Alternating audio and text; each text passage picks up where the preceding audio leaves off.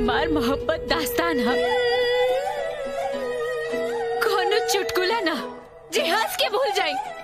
हमार बदनसीबी, हमार बदकिस्मती। हम जानत तानी कि रउआ हमार दीदी के सुहा गई, दीदी के सौतन और राउर दूसर पत्नी बने में नजरें मिलते ही नजरों से नजरों को चुराए, कैसी ये हया तेरी जो तू पलकों को झुकाए। रब जो पोशीदा